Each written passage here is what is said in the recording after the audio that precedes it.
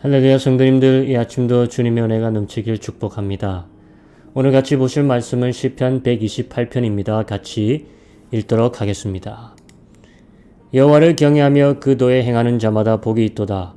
네가 네 손이 수고한 대로 먹을 것이라. 네가 복되고 형통하리로다. 네 집 내실에 있는 네 아내는 결실한 포도나무 같으며 내 상에 둘린 자식은 어린 감람나무 같으리로다. 여호와를 경외하는 자는 이같이 복을 얻으리로다. 여호와께서 시온에서 내게 복을 주실지어다. 너는 평생에 예루살렘의 복을 보며 내 자식의 자식을 볼지어다. 이스라엘에게 평강이 있을지로다. 아멘. 오늘 우리가 묵상해야 할 한 가지는 여호와를 두려워함이 나의 가정의 축복의 시작이다라는 것입니다. 다시 여호와를 두려워함이 나의 가정의 축복의 시작이다. 자, 오늘 시편의 노래는 여호와를 경외함으로 시작해서 다시 4절을 보면 여호와를 경외함으로 단락을 마무리합니다. 경외와 경외 사이에 우리에게 축복이라는 것이 어떤 것임을 보여주는데 바로 거기에 가정의 축복을 담아내고 있습니다. 먼저 그 축복이 무엇인지 구체적으로 보기 전에 우리는 여호와를 경외함이 무엇인지를 구체적으로 봐야 합니다. 우리는 신앙을 믿는 것이라고 생각합니다. 믿을 신이니까 당연히 믿는 것이라 생각할 거예요. 하지만 우리가 믿는다는 것을 하나의 정신적 수긍으로만 생각하는 오류가 있으면 성경에서 말한다는 믿음과 다르다는 것입니다. 오늘 시편처럼 구약에서 믿는다는 말은 경외한다는 말이었습니다. 신약시대가 도래하기 전까지는 모두가 하나님을 믿는다는 말로 이야기한 게 아니라 모두가 하나님을 경외하느냐라는 말을 믿는다는 말로 사용했습니다. 저는 지금도 그대로 이 말을 써야 한다고 생각합니다. 왜냐? 경외한다는 말에 훨씬 더 무게감이 있기 때문입니다. 당신은 예수를 믿습니까? 라는 이 말보다 당신은 예수님을 경외합니까? 어떤 표현이 훨씬 무게 있습니까? 경외하다라는 표현 아니겠습니까? 경외하다와 믿는다는 표현은 같은 표현이었습니다. 또한 한 단계 더 들어가서 원래의 뜻을 찾는다면은 경외하다라는 표현은 두려워한다라는 표현입니다. 전 이 표현을 우리가 우리의 믿는다라는 말에서 회복해야 될 줄로 믿습니다. 이 두려워한다는 말이 우리 신앙생활에서 너무나 퇴색해진 나머지 이제는 쓸 수가 없습니다. 만약에 예수님을 믿습니까? 라고 물어보는 대신 예수님을 두려워하십니까? 라고 물어보면 더 이상 의미가 통하지 않는 시대에 와버렸다는 것입니다. 하지만 성경에서는 진정한 믿음은 바로 두려움이라고 하는 겁니다. 보이지 않는 하나님을 두려워한다는 것이 바로 진정한 믿음입니다. 보이지 않는 하나님을 믿는다고 하는 것은 어쩜 아무런 의미 없는 말장난일 수도 있습니다. 하지만 보이지 않는 하나님을 두려워한다는 것은 그 삶에서 그 두려움이 입증돼야 하는 것입니다. 믿음이란 입증되는 것입니다. 구약에서 그의 백성들을 향했던 하나님의 요구는 바로 이 두려움이었습니다. 그런데 많은 분들이 이 두려움을 오해합니다. 이 두려움이라 이 무서워한다는 의미가 주가 아닙니다. 이 두려움이란 하나님의 거룩함을 내가 알아. 하나님 앞에서 내가 죄의 심각성을 늘 깨달아 행한다는 말입니다. 하나님을 두려워해서 요리조리 하나님을 피한다는 말이 아니라 하나님을 두려워해서 가끔씩만 만나러 간다는 게 아니라 내가 하나님과의 깊은 교제 가운데 있으면서 하나님이 죄를 극도로 싫어하시는 그 성품, 거룩하심을 깨달아서 내가 그 앞에서 아주 조심히 아주 주의 깊게 행한다는 말이 바로 하나님을 올바르게 두려워한다는 말입니다. 하나님은 바로 이것을 믿음으로 쳐주신다는 겁니다. 하나님은 이스라엘에게 이런 두려움을 원하셨습니다. 하나님은 이스라엘을 가까이 두시기 원했습니다. 그들의 눈동자 같다라고 했습니다. 거룩한 백성으로 그들과 교제하고 그들에게 늘 하나님이 되고 아버지가 되어주시길 원했습니다. 그럼 거룩한 두려움에 행하는 공동체로 살 때 그때 주시는 하나님의 축복이 바로 오늘 이 가정의 축복이자 노동의 축복이었다는 이것입니다. 내 손으로 일군 것을 네가 먹을 것이라. 축복과 번영이 너의 것이 되리라. 내 아내는 결실한 포도나무 같고 네 자식들은 뻗어나가는 감람나무 싹 같을 것이라. 과거에는 노동의 대가를 내가 누리는 것이 또한 많은 자식을 두는 것이 하나님의 가장 큰 축복이라고 여겼습니다. 모세를 통한 언약 아래서 분명 하나님은 이런 복받은 나라를 만드시려는 계획이 있으셨고 이런 나라를 세우시려고 하셨습니다.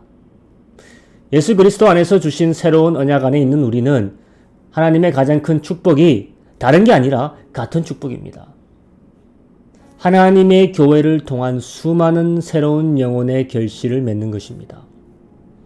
우리의 가정이 이제는 나한테만 국한되는 것이 아니라 국경과 문화를 넘어 나이와 성별을 넘어 나로 인해 하나님께 돌아올 수많은 영혼들이 모두 자식들이 되는 것이고 형제들이 되는 것이고 부모들이 되는 것입니다.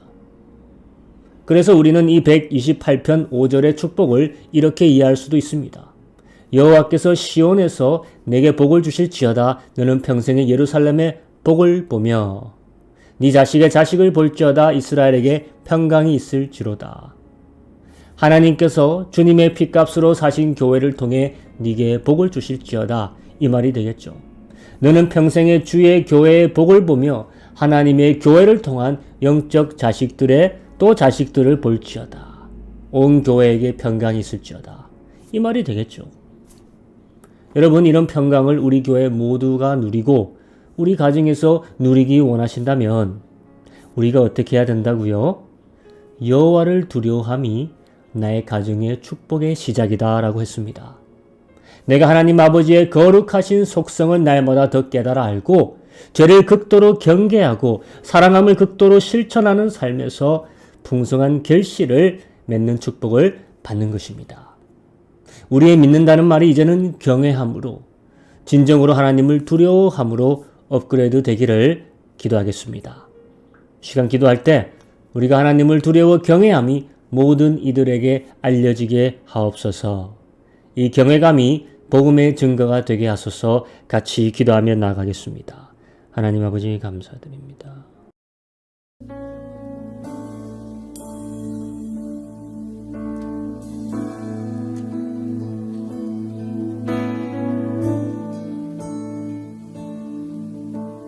나 가진 재물 없으나 나 남이 가진 지식 없으나 나 남에게 있는 건강 있지 않으나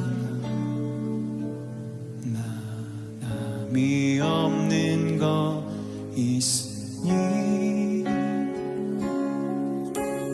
나 가진 재물 없으나 나 남이 가진 지식 없으나 나 남에게 있는 건강 있지 않으나 나 남이 없는 것 있으니 나 남이 못 본 것을 보았고 나 남이 듣지 못하는 성 들었고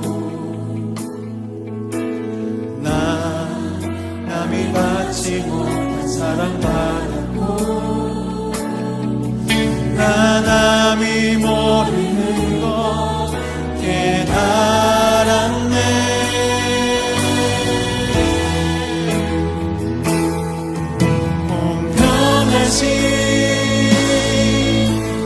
하나님이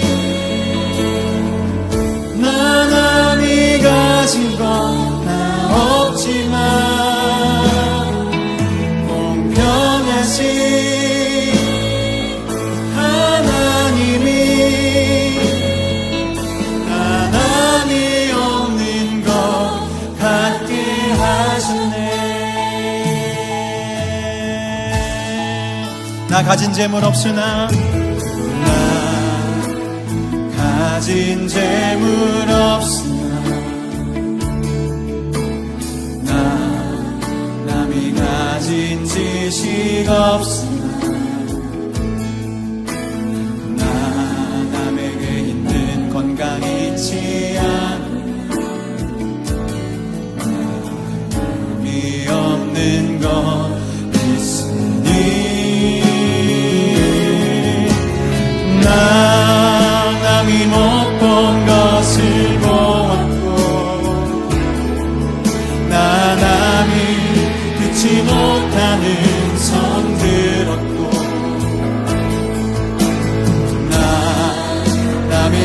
받지 못 사랑받았고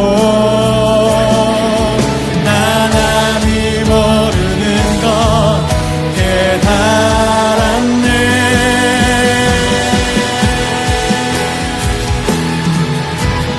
강하신 하나님이 나 남이 가진 것 나 없지만 공평하신 하나님이 나 남이 없는 것 나 남이 못 본 것을 보았고 남이 못 본 것을 나 남이 듣지 못하는 성들 없고 남이 받지 못 사랑받고 나 남이 모르는 것나 남이 모르는 것 깨달았네.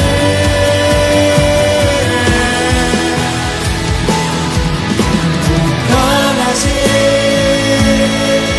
하나님이 나 남이 가진 것 나 없지만 강하신 하나님이 우리에게 주님을 주셨습니다. 남이 없는 것 같게 공평하신 하나님이